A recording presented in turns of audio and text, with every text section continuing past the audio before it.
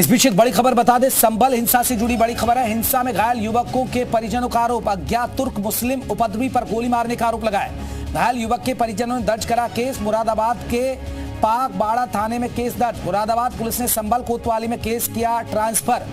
तुर्क मुस्लिम बाहुल है दीपा सराय इलाका। सपा सांसद जियाउर रहमान बर्ग का है इलाका दीपा सराय। जियाउर रहमान बर्ग भी तुर्क समाज से आते हैं। तो पुलिस ने भी एक बार यही बात कही थी कि ये दो पक्षों का झगड़ा था, दो पक्षों ने कहीं ना कहीं इसमें कोई कहानी थी। सुनील हमारे साथ, हमारे सहयोगी संभल से और ज्यादा अपडेट के साथ हुआ है। सुनील, तुर्क की बात ये पहले भी सामने आई है कि कहीं ना कहीं पुलिस ने जो जानकारी दी थी उसके मुताबिक ये दो पक्षों में बदला लिया गया था और उसी दौरान उन्होंने फायरिंग की। अब ये एक नया केस आया, इस केस के बारे में थोड़ा विस्तार से बताइएगा।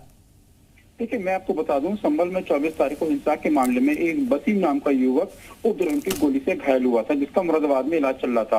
अब उस जो घायल शख्स है बसीम, उसने मुरादाबाद के पाकबाड़ा थाना में एक केस दर्ज कराया। उसने सीधे सीधे ये आरोप लगाया है कि उस दिन संभल हिंसा में जो भी जितने भी उपद्रवी थे वो सब तुर्क बिरादरी के थे और वे अपने घर के बाहर खड़ा हुआ था। इसी दौरान तुर्क बिरादरी की जो भीड़ थी, उपद्रवी भीड़ थी, उन्होंने उस पर गोली चलाई, जिससे वो गंभीर तौर पर घायल हो गया।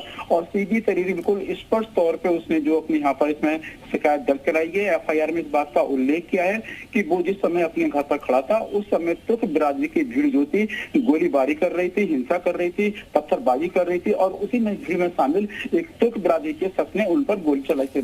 लेकिन सुनील, तुर्क और दूसरे समुदाय भी है, तुर्क और तुर्क के बीच यहाँ एक विवाद रहता है, ये क्या है ये पूरा, जो पुलिस ने भी एक बार थ्योरी बताई थी उस हिंसा के बाद? देखिए, मैं बता दूं, संभल में जो है यहाँ पर जो दिवंगत सपा सांसद थे सतूर रहमान वर्क, वो तुर्क बिरादरी से आते हैं। और यहीं पर जो संभल के समाजवादी पार्टी में इस समय मौजूदा विधायक है नवाब इकबाल महमूद, वो पठान जाति से आते हैं। दोनों के बीच में ही कई दशक से जो है एक 36 का आंकड़ा रहा है। दोनों ही एक दूसरे को मतलब कभी भी खाने में लगी रहती हैं।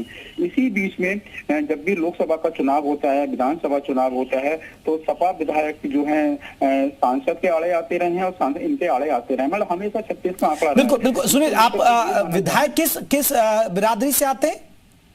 देखिए, मैं बता दूं आपको, जो सपा विधायक है नवाब इकबाल महमूद, वो पठान बिरादरी से आते हैं और जो समय मौजूदा सांसद है जियाउर रहमान, तुर्क बिरादरी से आते हैं। और इन दोनों के बीच में अब से नहीं कई दशक से 36 का आंकड़ा रहा है। सुनील, माना यह भी जाता है कि यहाँ ये सियासी अदावत भी है, लंबी लड़ाई है, सियासी अदावत है, सियासी रसूख की भी लड़ाई है, सियासी दबदबे की भी लड़ाई है यहाँ।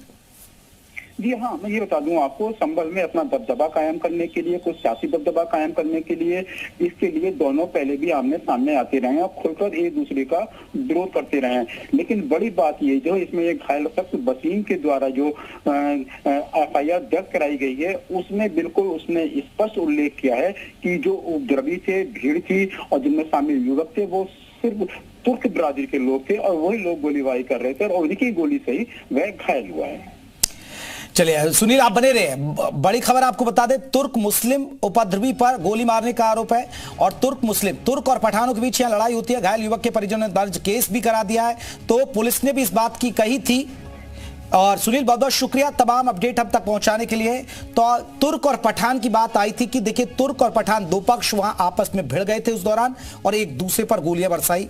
अब ये केस जो दर्ज हुआ है, ये कहीं ना कहीं उसी तरफ इशारा कर रहा है। इसमें क्या सच है, ये देखने वाली बात है।